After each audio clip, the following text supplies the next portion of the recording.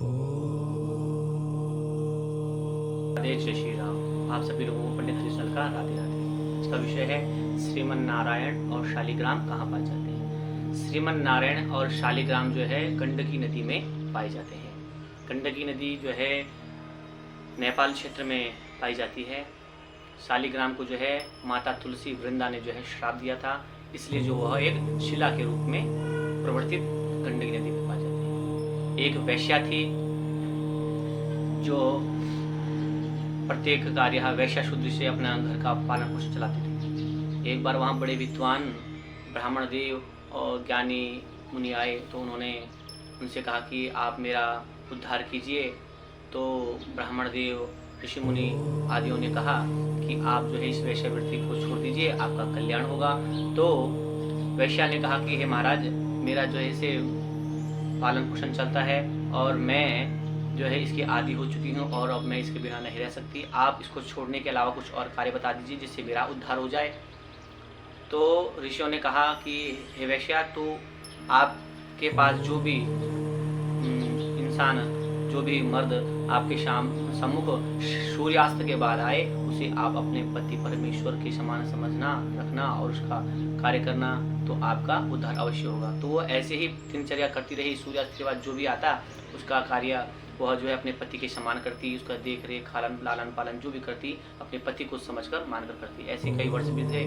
फिर एक बार भगवान नारायण जो है उसके सम्मुख एक मनुष्य के रूप में आए सूर्यास्त के समय, और उसने अंदर बुलाया। तो भगवान का उसने अपने पति को माना और उनका आदर सम्मान किया। जो वो कहते वह करती रहती थी।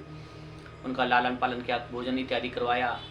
सुबह जो प्रातःकाल 4 बजे जो है भगवान ने उसकी परीक्षा लेनी चाहिए। तो कहा कि मेरे जो है सीने में दर्द हो रहा है। उसने कहा मैं वैद्य जी को बुलाती हूँ।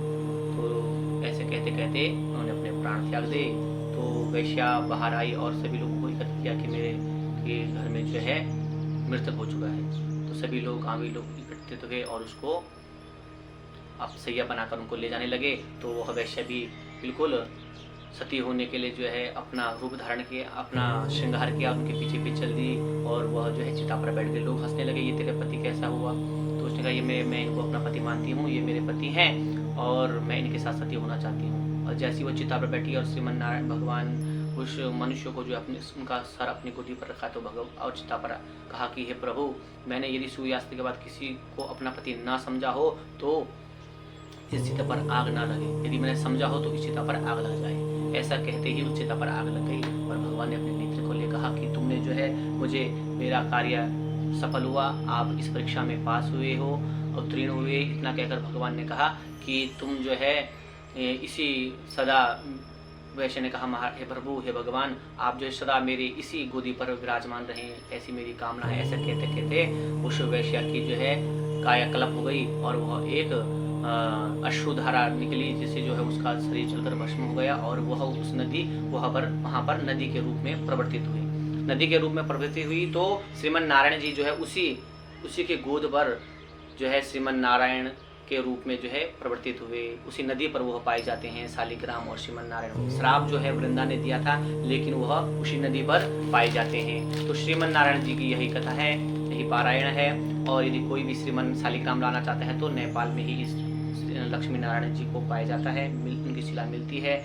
श्री शालिग्राम भी वहीं पाया जाता है। शालिग्राम गोल आकार का होता है, उसको शालिग्राम। और जो श्रीमन नारायण होते हैं उसको जो है एक पत्थर होता है, पत्थर को जो है कीड़ा काट के अंदर श्रीमन नारायण भगवान की आकृति बनाता है, जो इस प्रकार से आपको देखने को मिलेगी। यह भगवान श्रीमन नारायण की आकृति है, ये पत्थर पर बनी हुई है। जय श्री राधे। यदि आपको यह मेरा विषय आज का ज्ञान श्रीमन नारायण और लक्ष्मी, श्रीमन नारायण और शालिग्राम के बारे में मेरी जानकारी अच्छी प्राप्त हुई हो तो इसको मेरे वीडियो को लाइक और शेयर अवश्य करें। सब्सक्राइब भी करना ना भूलें। आज का राहुकाल 1:52 से 3:14 तक रहेगा। कल बहुत शुभ मुहूर्त है और कोई वाहन लेना चाहे या भूमि पूजा करना चाहे तो वो भी कल कर सकते हैं, क्योंकि कल अभिजीत नक्षत्र, अभिजीत मुहूर्त है। और अभिजीत मुहूर्त 11:38 से जो है राहुकाल शुरू होगा, वह 12:30 बजे तक रहेगा। उससे पहले या उसके बाद आप अपना कार्य, शुभ कार्य कर सकते हैं। जय श्री राधे, जय श्री राम।